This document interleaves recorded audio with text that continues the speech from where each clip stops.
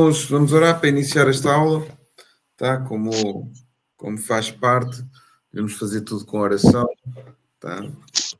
Ainda para mais no que trata a teologia e em buscar o Senhor. Vamos lá.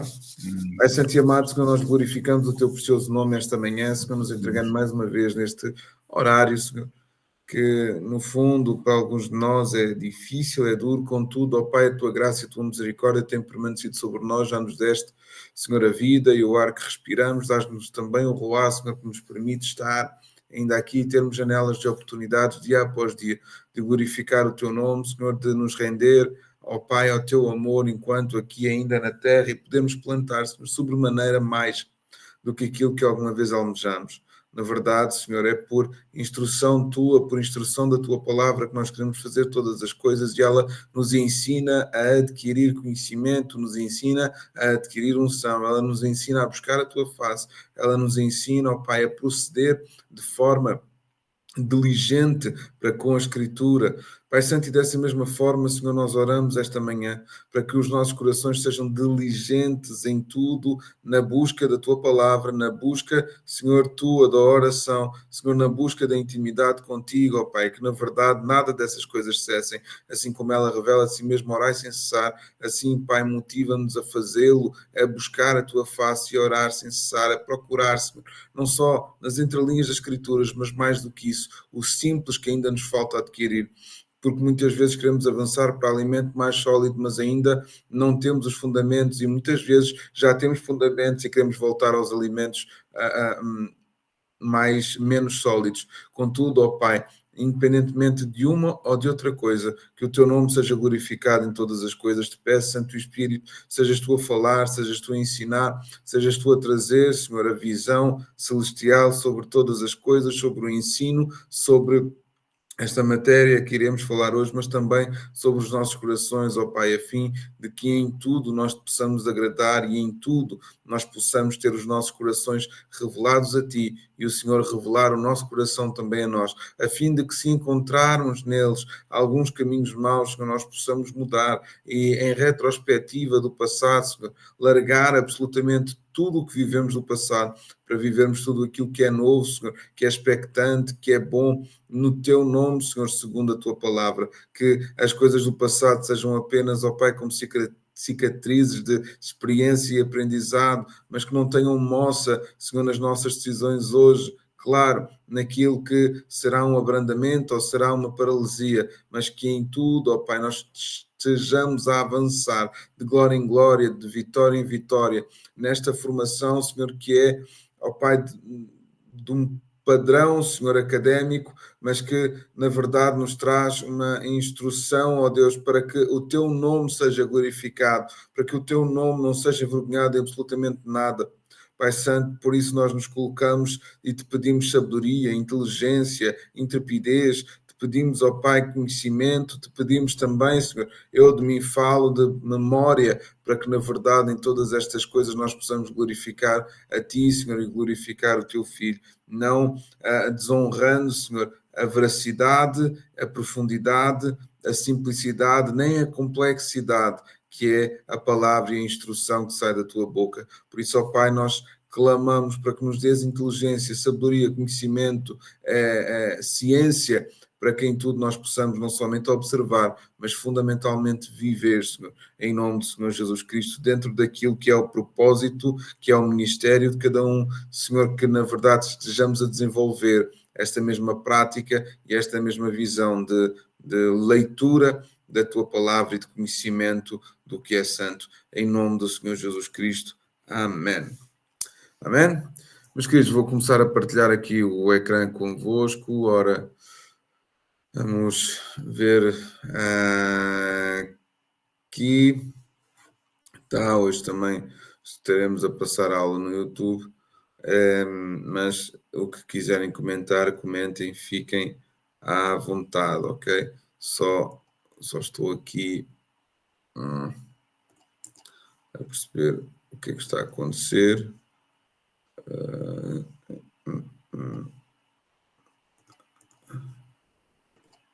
Eu acho que é isto.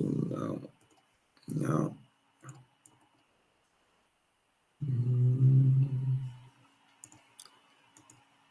Bem, onde é que vocês estão? Estão aqui.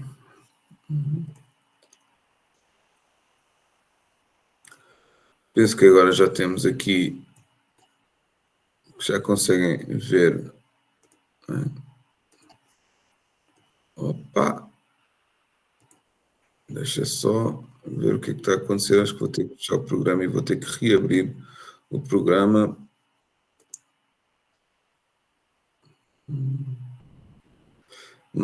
Lembro que nós estamos num período de jejum e oração, né, que está a entrar ao que antecede, aliás, a nossa conferência profética de Páscoa, né, que acontecerá próximo dias 18, 19 e 20. Né,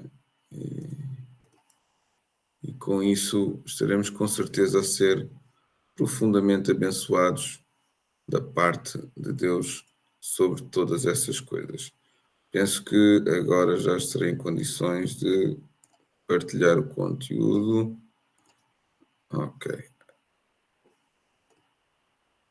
Oh, meu Deus, tá. Agora sim. Meus queridos, então nós estamos na aula 9ª, né, da nossa teologia. Por incrível que pareça, já fizemos 144 slides, tá? É bastante matéria, é muita coisa. Chega um momento de nós precisarmos de fazer algum tipo de revisão e também analisar ou verificar os conhecimentos que foram adquiridos. Portanto, no final da aula 10ª, será proposto para vocês um questionário pelo Google Forms, né, com respostas de sim e não, de verdade e falso, né, para podermos lembrar alguns desses documentos, dessas aulas passadas. Óbvio que já foram distribuídos os PDFs, eles são disponíveis no grupo do WhatsApp, e quem não tiver todos os PDFs pode perguntar, porque eu irei passá-los. Falta-me, se não estou em erro, o PDF da aula passada e desta aula. Bem, mas depois da aula 10ª, então, irei passar para vocês esse questionário, né, para poderem responder a algumas questões, né, que serão simples, que não são questões de desenvolvimento, são questões de setinhas, por assim dizer, a maior parte deles, creio que 1 ou 2 de desenvolvimento, mas não mais do que isso, tá? Não somente irá testar os conhecimentos que foram adquiridos, mas também nos fazer lembrar das aulas passadas. Portanto, se abrires os PDFs e fizeres com consulta, será com certeza fácil. A ideia não é avaliar, né, para uma passagem de ano, não é nada disso, né? Para ser aprovado, a ideia é testar os conhecimentos e relembrar aquilo que já foi ensinado. Amém? Então nós estamos na aula 9ª, tá? E estamos a falar hoje sobre 2 campos bem conhecidos, ou pelo menos bem falados. Apareceu aqui, vou abrir tudo, ali tenho aqui um erro na apresentação, bem, não importa. A interpretação das escrituras, né, tem sido polémica. Hoje a interpretação das escrituras é mais importante do que nunca, porque com tanta desinformação e na era da desinformação, na era das fake news, né, o que acontece é que cada indivíduo acaba por adquirir ou ter uma interpretação própria da escritura, e isso tem sido danoso para o reino, tem sido danoso e um desserviço para o Evangelho de Jesus Cristo. Faço sempre referência a uma péssima teologia, que é uma teologia não documentada, ou melhor, uma teologia tirada da mente, ou uma teologia quase popular. Uma das referências que normalmente eu costumo fazer de uma péssima teologia é humanizar, ou usar as lentes do mundo para analisar a palavra, ou ainda colocar o homem como o centro da palavra. O centro da palavra é Cristo. O centro da palavra de Deus, o centro da Bíblia é Cristo. Não há outro centro. Não é o homem, não é falar sobre o homem, é falar sobre Deus. E as leis de Deus é falar sobre o Criador, é falar sobre o Rei dos Reis e Senhor dos Senhores. É Ele quem se revela na Escritura. Ele não está a revelar o homem, Ele está a revelar a si mesmo por intermédio da Escritura. Okay? Por isso, e por causa da visão humanista coloquial na Escritura, o que acontece são deformações do contexto. O exemplo é que ouvi há algum tempo e passo a vida a referir, que é de uma das posições bíblicas que eu vi, que no fundo não acredito ser bíblica, mas enfim, alguém numa pregação diria ou disse o seguinte, que Daniel, por exemplo, não teria sido comido pelos leões, na cova dos leões, porque Daniel era um homem santo e ele não cheirava a carne. Isso é completamente errado, fora do contexto, fora daquilo que está escrito. O que está escrito no verso é que o anjo do Senhor esteve aqui e fechou a boca do leão. Ora, essa descontextualização traz uma inverdade e uma humanização daquilo que é santo e daquilo que é divino. Ok? Então, Deus enviou o anjo do Senhor esteve lá, fechou a boca do leão. Por isso, inclusivamente, chegamos à conclusão que a boca do leão esteve aberta para Daniel. Então, nós não podemos fugir a uma exegese para tentar explicar uma contextualização que está a surgir na nossa cabeça. O que deve de acontecer é, primeiro, a palavra é a regra que rege. Ela deve ser interpretada em si mesma, não humanizando, mas em tudo vendo a revelação de Deus sobre a vida do homem. Ele se revelando a si mesmo e mostrando bom, leal, fiel em toda a sua doutrina, em tudo aquilo que o Senhor é, omnisciente, omnipresente, omnipotente, tá? Ele revela-se sempre de todas as mesmas formas dentro de qualquer contextualização bíblica. Óbvio, há os livros históricos que vão falar sobre a história principalmente de Israel, nós já vimos sobre isso, há livros proféticos, há os livros poéticos, tá? Mas em tudo, no que é inspiração de Deus, ok? É Ele a revelar-se, até no livro histórico, é na verdade Deus também a se revelar, porque Ele é profundamente científico e sobrenatural ao mesmo tempo. Amém? Deus é assertivo, ok? Quanto à interpretação, então, das Escrituras, Edward L. Weiss, que nós vimos há pouca foto, mas eu já vou mostrar outra vez, ele é um professor universitário, reitor de uma das faculdades, eu não vou saber o nome agora, eu também não escrevi isso, tá? Mas parte daquilo que é o ensino de todo este conteúdo da nossa igreja vem dessa academia, ok, do qual ele é reitor, e ele coloca a seguinte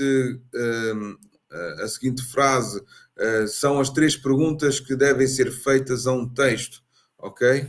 Que é o que ele diz, o que o texto diz, o que o texto significa e qual é o impacto do texto sobre mim.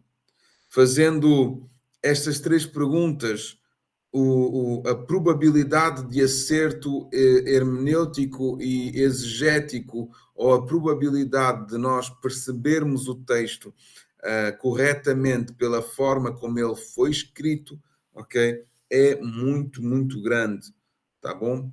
Então, só mostrando aqui, é este senhor que vemos aqui na imagem, e vamos entrar então aqui no campo da hermenêutica.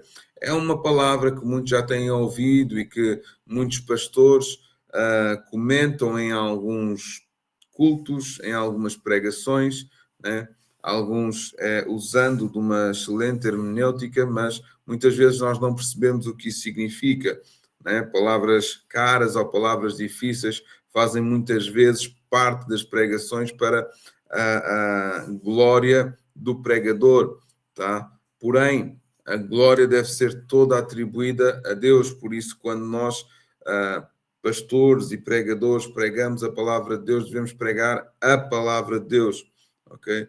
Por isso, aulas como esta servem para nós entendermos exatamente o que é hermenêutica, o que é exegese, ok? Nós não precisamos de falar propriamente nisto nos cultos, muito pelo contrário. O culto deve ser, ou a pregação, deve ser Deus a falar com as pessoas, totalmente inteiro ao Espírito Santo, ok? Totalmente entregue ao Espírito Santo, e é Ele quem nos consola na manifestação da graça de Deus e na sua presença também num culto por intermédio da sua palavra. Bem, vamos à hermenêutica. A maior parte das pessoas sabe que é difícil estabelecer uma comunicação significativa no plano humano normal da existência. Entre duas pessoas que falam a mesma língua ou que vivem na mesma casa, o significado do que é dito pode ser facilmente perdido ou distorcido. Eu tenho no meu caso, por exemplo, eu sou português, a minha esposa é brasileira, e muitas vezes ela está a dizer eu estou a dizer mas por palavras diferentes, e não nos estamos a entender. Isso acontece muito também entre casais da mesma nacionalidade, tomar então o que pensar de casais com nacionalidades diferentes. Okay? Apesar de ser a língua portuguesa né, falada em casa, né, nós temos de facto compreensões diferentes, culturas diferentes, tá? Para além de... Então é fácil distorcer alguma coisa. A língua é algo muito flexível. Uma simples palavra como cedo, por exemplo, pode ter uma série de sentidos dependendo do contexto. Jantar cedo pode significar cear às 17h30 em vez de às 18h30. Já reformar-se mais cedo significa reformar-se ou aposentar-se, não é? Significa reformar-se aos 60 e não aos 65.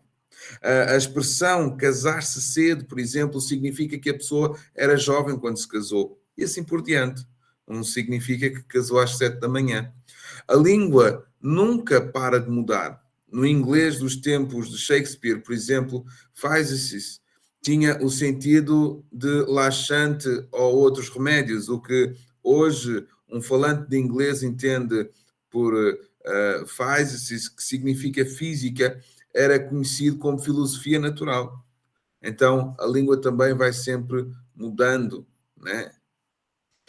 Porém, na interpretação, Avler, Berkeley, Michelson, que é uma das precursoras dos ministérios de mulheres nos Estados Unidos e no mundo, tá? Ela diz o seguinte, que interpretar é trazer à tona o verdadeiro significado de qualquer escrita ou falada, principalmente pela reformulação do assunto. Em outras palavras, um sinónimo é simplesmente explicar, o outro, traduzir. Uma pessoa bilingue que se põe ao lado de um falante para traduzir suas palavras noutro idioma é chamado de intérprete.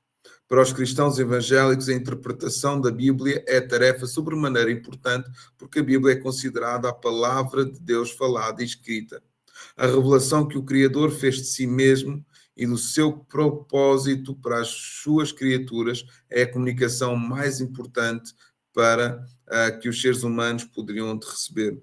Por isso é fundamental nós termos uma boa estrutura de interpretação bíblica, porque é tão importante o conteúdo que vai fazer e pode influenciar toda a nossa vida. Portanto, a senhora que temos imagem, a Alvera Berkeley, que faleceu no ano 2016, se não estou em erro. Bem, vamos continuar. A interpretação bíblica enfrenta problemas linguísticos desse tipo. Não raro são problemas de vulto. Por sua natureza, a Bíblia se destaca dos demais tipos de literatura, portanto, a sua interpretação enseja desafios que vão além da tradução de um idioma para outro e de um contexto cultural antigo para outro de caráter moderno e que muda velozmente. Então, nós já podemos entender por esta frase que existe uma complexidade enorme naquilo que pode ser a interpretação. Ou seja, ir ao tempo certo, entender o que cada palavra significava na época para podermos transliterar para os tempos de hoje. Por isso é tão necessário nós termos, e falámos há pouco nas outras aulas, há pouco não, mas nas outras aulas, sobre em que línguas o texto foi escrito a fim de encontrarmos as devidas interpretações frásicas ou a interpretação de cada palavra. Não somente uma tradução ou a tradução até mesmo literal que nos ajuda com essas mesmas palavras. A Bíblia não é um livro apenas, e sim um conjunto de vários livros escritos num período de mais de 1500 anos por autores de estilos próprios e propósitos imediatos. Com todas as afirmações que faz e a sua unidade notável, deixa claro para os cristãos que a Bíblia é a palavra de Deus na linguagem humana. O intérprete é sempre uma criatura humana, finita e falível. Deve tentar ver as coisas do ponto de vista divino, mesmo que expressas sobre outra perspectiva humana. No decorrer dos anos, estudiosos especializados e treinados, desculpem a gralha, numa disciplina conhecida como hermenêutica, meu Deus, tantos erros, que é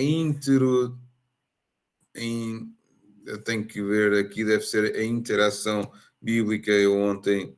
Bem, e em grego, depois vou tratar de corrigir isto e vos enviar o certo, tá? Estabeleceram cânones ou regras para a tradução e interpretação da Escritura. Os estudantes da Bíblia têm acesso ao seu trabalho por meio de comentários exegéticos, de exegese, que em grego significa explicação, o que é mais uma palavra para a interpretação. O trabalho de interpretação jamais chega ao fim, em parte porque novos dados arqueológicos continuam a lançar nova luz sobre passagens complexas e em parte porque surgem novas questões à medida que o entendimento humano muda. Os erros de interpretação decorrentes de uma leitura equivocada da Escritura, que vê nela coisas que lá não estão, um processo a que se dá o nome de exegese. Okay? Então, como eu estava a referir há pouco sobre o livro de Daniel e sobre essa contextualização de Daniel não ter sido comido pelos leões porque não cheirava a carne, tá? Tem a ver precisamente com um erro de interpretação. Okay? São assim então descobertos e corrigidos, tá? Isto numa contextualização plena. Então, o que é exegese? Exegese é o processo de extrair de um texto o sentido que ele quis transmitir. Do grego exegiomai, a palavra é usada para se referir ao desvelamento ou à descrição de um documento, de declaração ou incidente. No Novo Testamento parece tratar-se de um termo intercambiável, em hermenêutica. Em João 1,18, a palavra explica como Deus se tornou conhecido dos seres humanos através da exegese ou declaração do Filho de Deus. Inclusivamente, eu vou aproveitar para abrir aqui o texto. Deixa eu só trazer outro separador para este ecrã. Okay? Que é João 1,18. Que diz o seguinte: Deus nunca foi visto por alguém, o Filho unigênito que está no seio do Pai, esse o revelou. Ok? E agora em Lucas 24, aproveitando, já que estamos aqui com a mão na massa, sempre que houver uma contextualização bíblica, nós devemos de facto analisá-la, ok? 35 diz, e eles lhes contaram o que lhes acontecera no caminho e como deles fora conhecido no partir do pão, aqui a falar dos jovens de Emaús. Então, em Lucas 24, 35, os dois discípulos fizeram a exegese ou contaram o que lhes havia acontecido na estrada de Emaús. Assim também é naturalmente os testemunhos que nós falamos e anunciamos. A relação entre exegese e hermenêutica é de tipo e grau. A hermenêutica é o guarda-chuva no qual a exegese se abriga. A hermenêutica trabalha com princípios ou regras mais abrangentes de interpretação de exegese bíblica, a palavra de Deus, bem entendida em vários contextos culturais. Induz tanto o professor quanto o aluno a procurar pelo sentido adequado, empregando recursos históricos, críticos, linguísticos e culturais. Tanto a hermenêutica, assim como na exegese, os evangélicos recorreram ao que se conhece atualmente como método literal gramatical histórico. Não há ciência mais exata do que a exegese para decifrar, então, os sentidos, porque se vai esquadrinhar todos os campos, né, o método literal, método gramatical e o método histórico que representaria naquela época o que eles queriam dizer com a determinada afirmação ou com a determinada palavra. Gramatical, género, número, não é? Pessoa, dentro da gramática, e o literal compreender exatamente o que significava e o que significa essas mesmas palavras. A exegese, diferentemente da exegese, que é a descontextualização bíblica ou a interpretação errada, ler um texto bíblico com ideias pré-concebidas pelo leitor, constitui o cerne da teoria hermenêutica.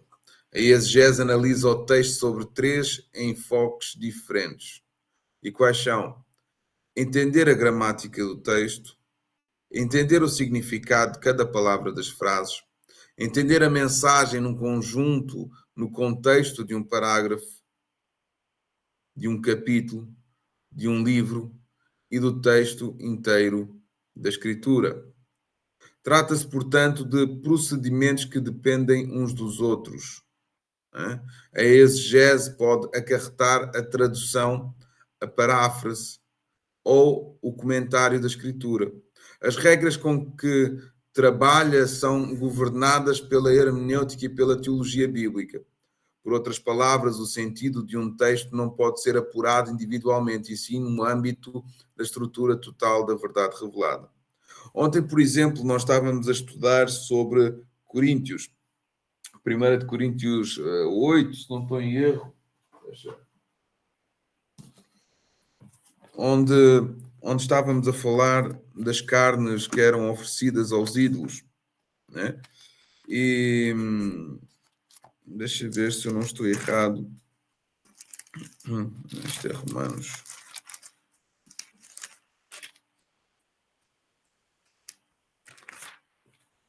Não, é 10.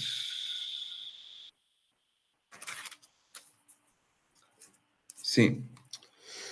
E uma das irmãs, ela acabou por dizer o seguinte: pastor, essas carnes aos ídolos, eles tinham como hábito comer nos templos essas carnes sacrificadas porque sobrava dos sacrifícios, né? E era uma forma deles adquirirem algum tipo de proteína.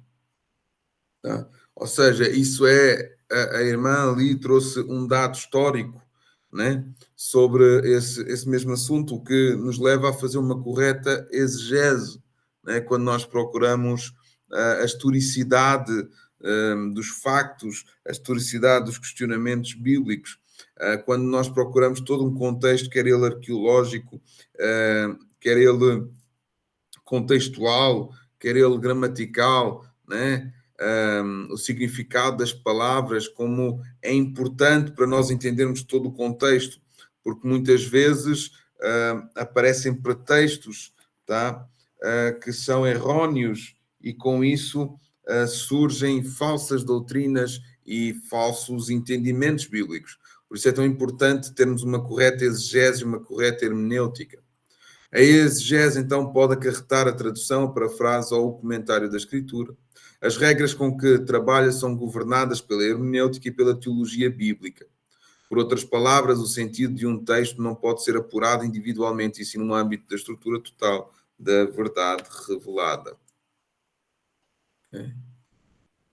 Vamos continuar aqui. Então, a exegese consiste nos processos. Primeiro, análise do texto individualmente, identificando a sua origem e avaliando a sua redação. Segundo, critérios de tradução, mais uma gralha. Terceiro, identificação do contexto histórico, como a autoria, a ambiência, ou seja, o ambiente e a data. Tá? Por exemplo, quando nós falamos na Carta aos Coríntios, falamos numa cidade de Coríntio, né? Extremamente helenizada, extremamente romana, com uma cultura greco-romana enfatizada, enraizada, tá? Onde o judaísmo tinha alguma proporção, mas era minoria, onde as raízes romanas e a cultura romana imperavam, sem dúvida, ok? Onde as prostituições, onde os homens recorrerem à prostituição era comum, tá? Então existem de facto extremos culturais que nós devemos perceber e entender, né? E isso também faz parte da ambiência, ok? Quarto, a análise do contexto literário, tá? Quinto, a determinação do género ou tipo literário. Sexto, o esboço e a diagramação da estrutura. Sétimo, classificação da gramática e da sintaxe. Estudos, óbvio, para nós lermos a Bíblia, habitualmente nós não precisamos de isto tudo, mas se quisermos fazer um estudo aprimorado, convém aprimorar também as nossas técnicas. Então, a exegese ela vai nos ajudar exatamente nisso, em termos um estudo interpretativo correto, ok? Por isso, então, todas estas coisas são ferramentas para que isso aconteça, ok? Então, oitavo, estudo sistemático de determinada verdade no contexto de toda a verdade revelada. Nono, aplicação do texto, ok? Então, em suma, são três perguntas que devemos fazer a qualquer texto. O que ele diz, o que ele significa e qual é o seu impacto para mim. Mesmo que eu não saiba todas estas coisas que acabei de escrever sobre os processos da exegese, ok? As três perguntas fundamentais devem ser respondidas quando eu leio um determinado texto, ok? Que é o que ele diz, o que ele significa e qual é o seu impacto para mim. Assim, de facto, com esta correta exegese, é aquilo que tem-se vendido. Leia o livro rapidamente, faça rapidamente, não esqueça mais. O livro é quando nós fazemos uma exegese correta. Né? Eu lembro-me que, por exemplo, na matemática, para mim era muito mais fácil entender o contexto matemático e depois disso acontecer, desenvolver todo o tipo de expressões matemáticas e de equações matemáticas referente à compreensão que eu tinha tido acerca de uma determinada fórmula matemática, ok? E na interpretação contextual não é diferente, ok? Se nós conseguirmos compreender estas coisas e fazer exercícios sobre elas, à medida que vamos desenvolvendo a cultura da leitura e da interpretação, aquilo que vai naturalmente acontecendo com esse mesmo estudo é que se torna automática a exegese e assim a compreensão e também o guardar da informação, ok? Continuando aqui, duas aplicações equivocadas do texto que devem ser evitadas. Coisas a evitar, então. Interpretar a palavra sobre um viés moral, que é aplicar uma estrutura moral específica a uma verdade do ponto de vista de uma posição privilegiada no tempo. Tá? E outro erro que também não devemos cometer é interpretar a palavra sobre um viés pessoal, que é parecido com o moralista, no sentido em que o mundo e a vida do indivíduo ditam o significado e a aplicação do texto. Ou seja, eu pego com os óculos daquilo que eu quero ver, ok? E aplico no texto e diz, está confirmado então aquilo que eu quero viver, ok? Aplicar a estrutura moral está confirmado então aquilo que eu quero sentir, tá? Então, no que trata a estas duas contextualizações, nós temos que ter muita atenção em não aplicar de forma equivocada. É aquela questão do humanismo que eu estava há pouco a falar, colocado nessa contextualização de Daniel, né? Alguém, para justificar outro alguém, ouvi outro também referente a isso, que para mim são erros exegéticos e até de compreensão que tendem a atingir outros meios, tá? Ou atingir outras funções, mas um que eu ouvi foi que João Batista, por exemplo, não teria sido permitido estar dentro do templo. Bem, isso é completamente errado, ele apenas deixa o templo para viver a sua o seu propósito, sobre a voz do que clama no deserto, sobre ser batizado naquilo que se chama o espírito de Elias. Ele vestia pele de camelo, ele tinha um, um, uma consagração de. Não é nada. Nazireu. Ai, meu Deus. E nessa mesma contextualização, a sua voz para estar dentro da profecia teria que ser no deserto, ok? Então, apesar dele ser filho de sumo sacerdote e de ter como herança ser um sacerdote na casa do Senhor, não era esse o seu chamado. Então, a contextualização dele não ser permitido dentro da sinagoga é completamente facciosa, no fundo, é tentar trazer um pretexto para justificar outras coisas, ok? Então, será uma aplicação moral extremamente errada, tá? Então, tanto uma aplicação quanto a outra podem ser evitadas aplicando-se uma hermenêutica e uma teoria exegética sólidas, ok? Em primeiro lugar, é preciso entender que a leitura de qualquer texto bíblico parte do princípio de que o seu leitor não é o leitor original. É preciso que haja um esforço no sentido de compreender de que maneira o texto deve ter sido entendido pelo leitor original. Em segundo lugar, a comunidade de intérpretes formada pelos crentes, a eclésia ou a igreja, constitui o contexto da leitura. Em terceiro lugar, uma vez que os autores e os ouvintes originais não participam mais do processo, a interação interpretativa se dá entre o texto e aquele que o estuda. Já que se trata de texto histórico, a sua composição e apresentação deve-se recorrer a todo o tipo de metodologia para compreender o seu sentido sob essa ótica antes de procurar rapidamente uma aplicação. Ou seja, nós primeiro precisamos de fazer a correta exegese, o contexto histórico, até mesmo o contexto moral, se assim for necessário, mas o contexto histórico, ok, tirar todas as conclusões relativamente a isso e depois, sim, aplicá-lo, né, no nosso cotidiano. Edward Lee Weiss, o mesmo que nós falámos há pouco, ele diz o seguinte: por fim, o testemunho do Espírito Santo figura de maneira destacada na compreensão evangélica da exegese bíblica. Calvino e outros reformadores rejeitaram a autoridade externa como base para o entendimento da verdade e substituiu-a pelo testemunho do Espírito. João 14, 26, 16, 13, também. Só vou abrir aqui para termos uma contextualização. João 14, 26 diz o seguinte: mas aquele Consolador, o Espírito Santo, que o Pai enviará em meu nome, esse vos ensinará todas as coisas e vos fará lembrar tudo quanto eu vos tenho dito. Ok? 16, 13 também diz o seguinte: mas quando vier aquele, o Espírito da verdade, ele vos guiará em toda a verdade, porque não falará de si mesmo, mas dirá tudo o que tiver ouvido e vos anunciará o que há de vir. Ele me glorificará, porque há de receber do que é meu e vos há de anunciar. Tudo quanto o Pai tem é meu, por isso vos disse que há de receber do que é meu e vos há de anunciar.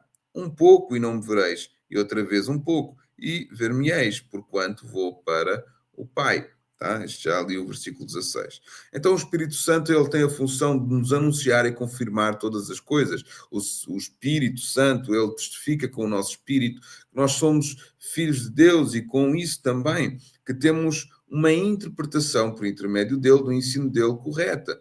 Agora, as interpretações elas não podem em nada ser discordantes, ou melhor, se eu recebi algo em oração que é discordante da palavra de Deus, uma coisa eu tenho a certeza, isso não veio do Espírito Santo, porque tudo que o Espírito Santo fala tem que estar de acordo com a norma que rege, tem que estar de acordo com a palavra de Deus. Ok? Tem-se muitos falsos profetas, por causa do desconhecimento da palavra de Deus, têm enganado a muitas vidas, retirando delas todo tipo de riquezas para si mesmo, ok?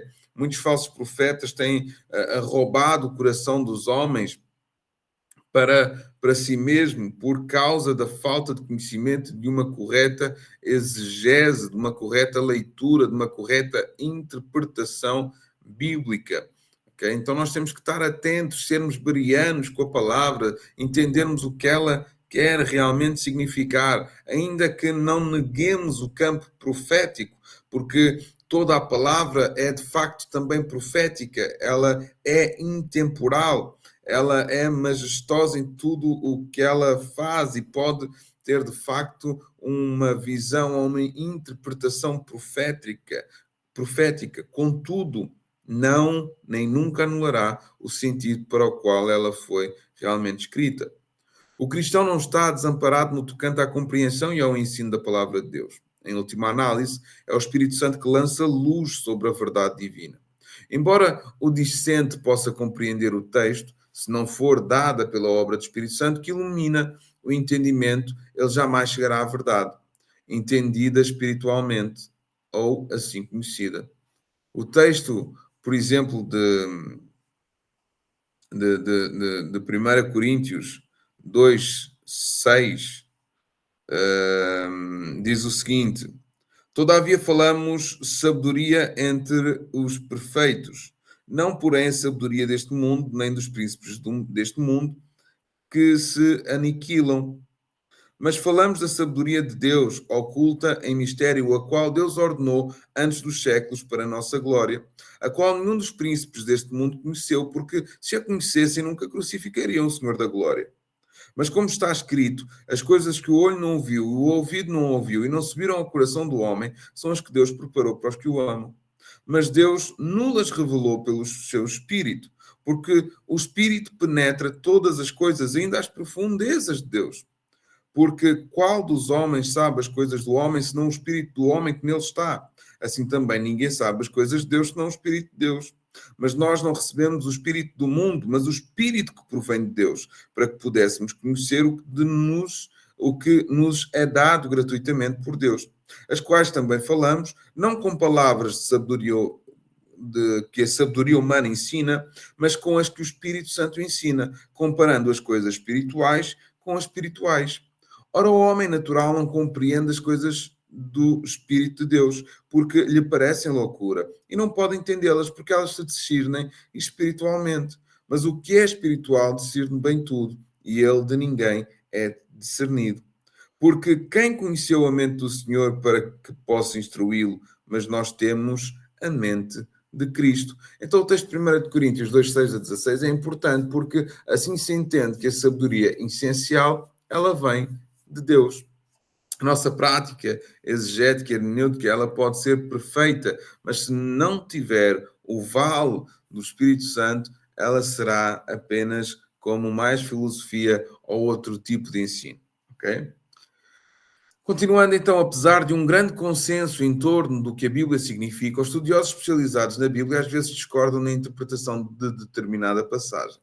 No decorrer da longa história da Igreja, os estudiosos já chegaram inclusive a discordar de princípios básicos de interpretação. Os pais da Igreja primitiva em Alexandria, no Egito, influenciados pelo pensamento filosófico grego, inauguraram toda uma escola de interpretação em que o texto era fartamente alegorizado. Isto é, o seu sentido não era buscado no significado objetivo ou literal das palavras. Acreditava-se que as palavras representassem ideias espirituais na mente divina. Os estudiosos de Alexandria procuravam compreender a Escritura, imaginando o que Deus gostaria de comunicar. As interpretações imaginativas foram-se acumulando uma sobre a outra até se tornarem bizarras ou fantásticas, à medida que a influência dessa escola se difundia pela Igreja Ocidental da Idade Média. Okay? Então, aqui nós temos a interpretação em que a Bíblia é toda ela alegórica. E óbvio, se ela for alegórica, dá-nos expansão de entendimentos ambíguos àquilo que ela mesmo significa. As alegorias, elas são comparativas, elas devem nos trazer comparações e não roubar o conteúdo efetivo daquilo que nós estamos a ler. Não é? Então, com esse aspecto, o que se desenvolveu mais tarde em Alexandria, que trouxe e colocou a Igreja dentro de uma era negra, por assim dizer, numa época de trevas em termos de entendimento e de ensino, tá? É realmente aquilo que nós chamamos de tradição. Por intermédio destas mesmas alegorias, a tradição se foi impondo. E aquilo, por exemplo, que nos difere como cristãos evangélicos ou reformados, como queiramos chamar, ou ainda protestantes, tá? É que para nós a palavra, a regra que rege, a norma que normata, a regra que rege, okay? A Bíblia, ela é o firme fundamento. Ou seja, não há tradição alguma que se possa sobrepor à palavra de Deus. Então, com esse aspecto e nessa mesma medida, o que nos difere do catolicismo romano é exatamente isso.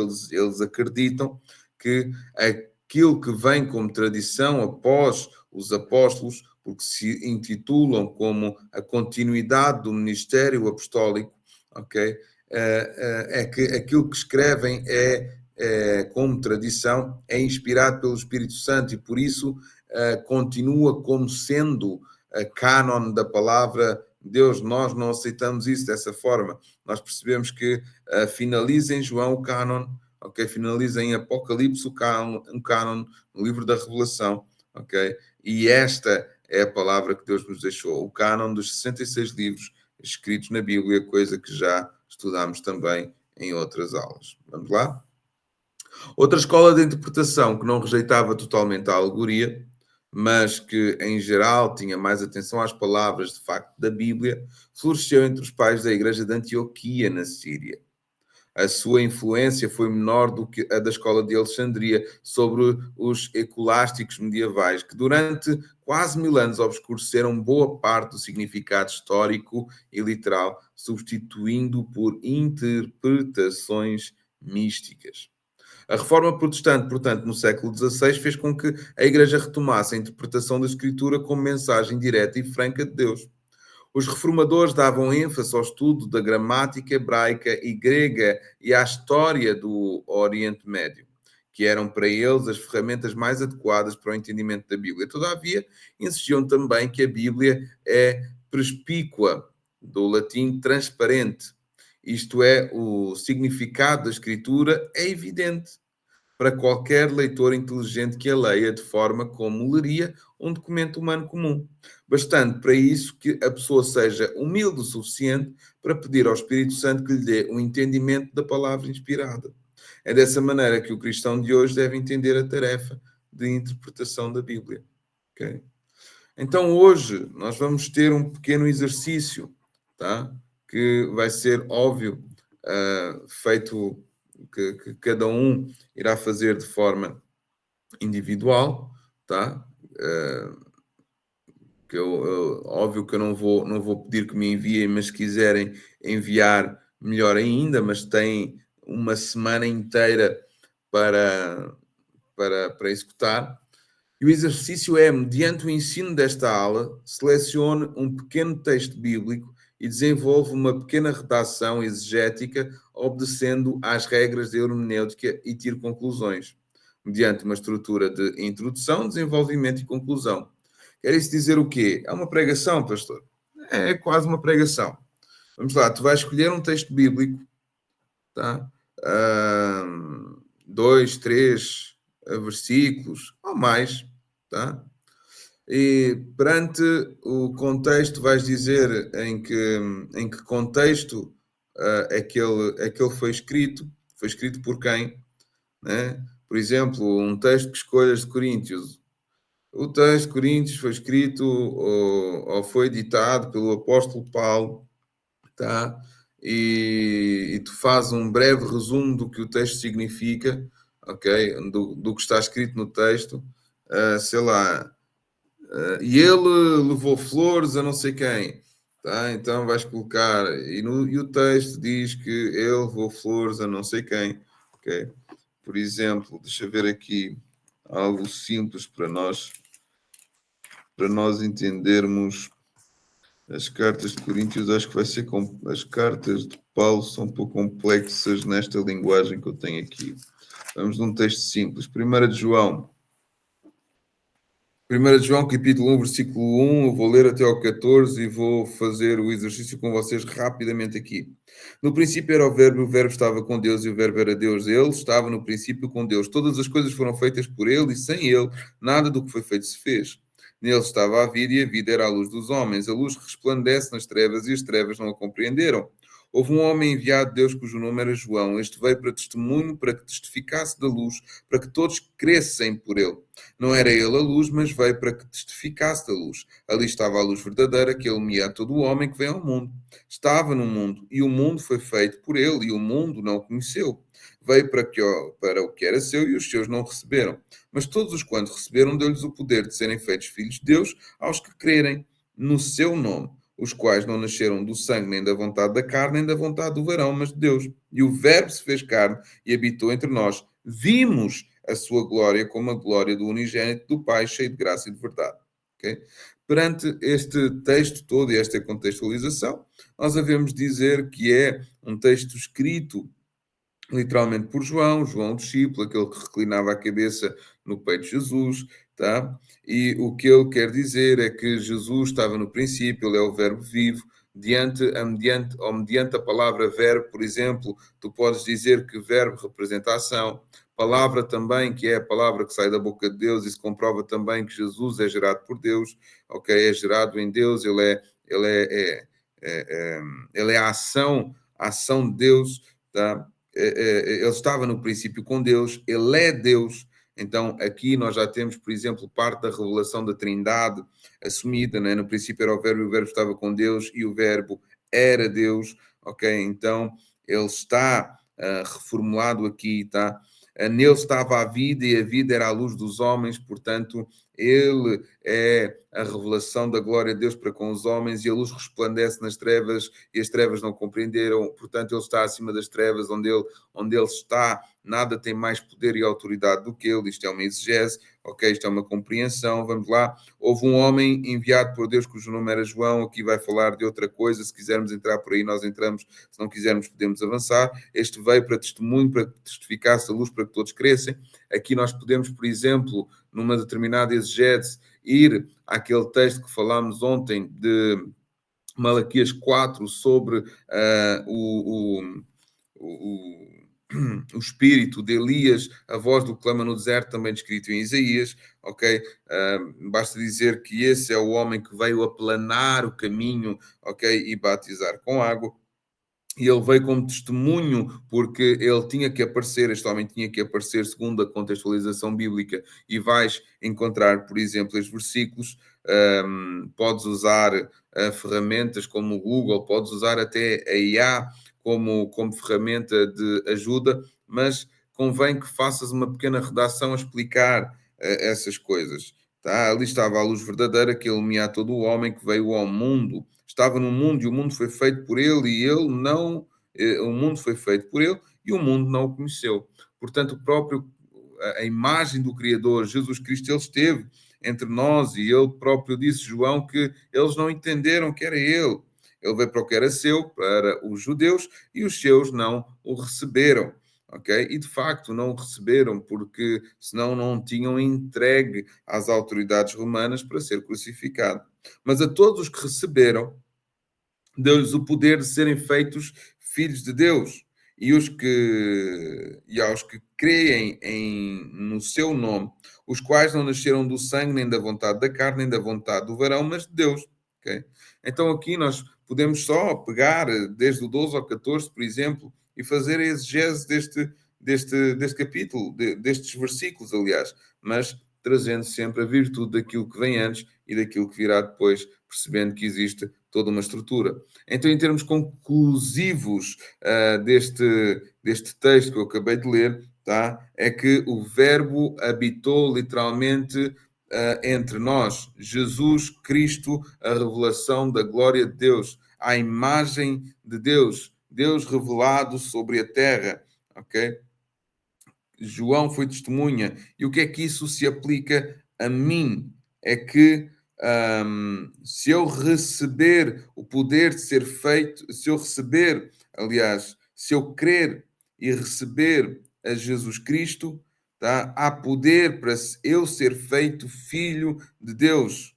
Porque assim diz, aos que crerem no seu nome, os quais não nascem do sangue, então não nascerei nem do sangue, nem da vontade da carne, mas da vontade de Deus, porque Deus quer ter muitos filhos e nós passamos a ser gerados pelo Espírito. E o Verbo se fez carne, habitou entre nós e vimos a glória como a glória do unigênito do Pai, cheio de graça, de verdade. Ok? Então, no fundo, é uma exegese representando as três questões. Para quem não lembra, as questões, vamos ao início aqui, vai ser mais simples. Logo no primeiro da nossa aula, que é o que é que o texto diz? Um pequeno resumo do que o texto diz. O que significa, tá? E qual o seu impacto sobre mim. Amém? Então quero vos motivar a fazer exatamente isso. Já vou já tratar de fazer o PDF para deixar lá no grupo do WhatsApp, tá? E aproveitem um tempo, tirem um tempo para fazê-lo, ou ainda hoje, ou amanhã, ou outro dia, porque assim nós passamos a desenvolver, né, a aptidão da pregação. A pregação não é apenas para o pastor, a pregação não é apenas para pregadores de púlpito, a pregação é uma disciplina para todos os crentes, para todos os cristãos. Como é que nós havemos anunciar o Evangelho se não aprendermos pelo menos esta parte? Portanto, aprendamos a desenvolver, aprendamos a ter uma estrutura e isso servirá também de ensino para nós. Amém? Então, é extremamente necessário darmos uso e valor a estas mesmas coisas. Amém? Então, quero-vos motivar a fazer isso, tá? E aproveitem alguns minutos do vosso dia para desenvolver exatamente. Escolham um texto, sei lá, porque Deus enviou o seu Filho unigênito para que todo o que nele crê não pereça, mas tenha a vida eterna. Por exemplo, é um dos textos-chave, né, do Evangelho. João 3,16, né? Entre esses existem tantos outros, ok? Mas algo simples para treino, ok? E se me quiserem enviar durante esta semana, enviem, podes perguntar, pastor, o que é que acha? Está certo? Era isto? Não era isto? Tá? E à medida que eu for recebendo, também irei respondendo. Amém? Alguém tem algum tipo de questão?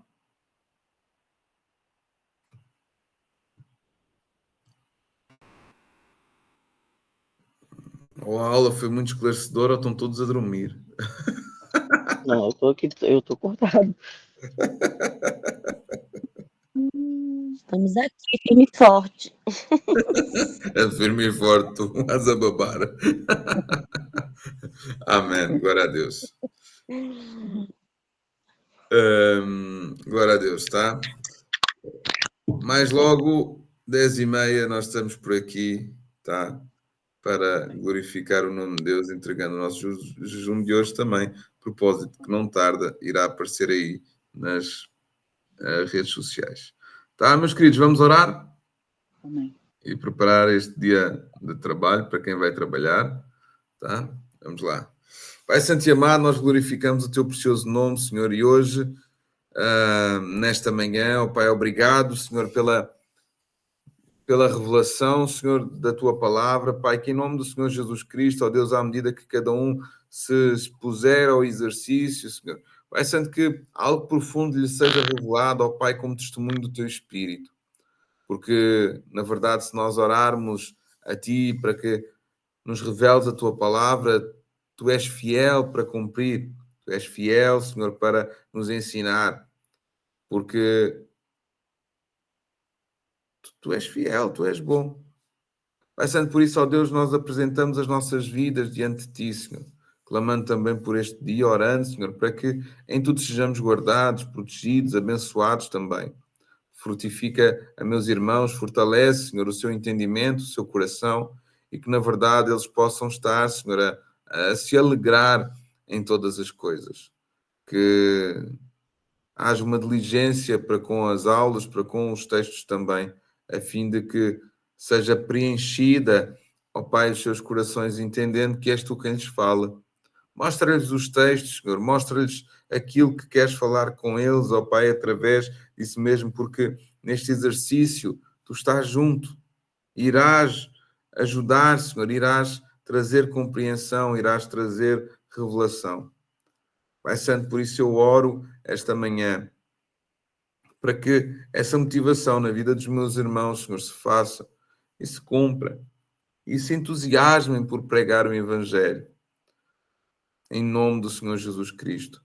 Pai Santo, eu os abençoe em nome de Jesus e te agradeço e glorifico por cada vida, quer aqui, quer no YouTube, sejam guardados e protegidos pela tua graça e pela tua misericórdia, e que todos os dias o teu amor sobre eles esteja e seja e prevaleça em nome do Senhor Jesus Cristo. É assim que nós oramos e te agradecemos em nome de Jesus. Amém. Amém. Glória a Deus, eu fechei agora os olhos em oração, quase que eu fui para Nárnia. Amém, glória a Deus. Amém. Bem, meus queridos, bom dia a todos, tá? Deus abençoe grandemente. Qualquer questão podem colocar também, entrem em contacto, não há problema algum, tá?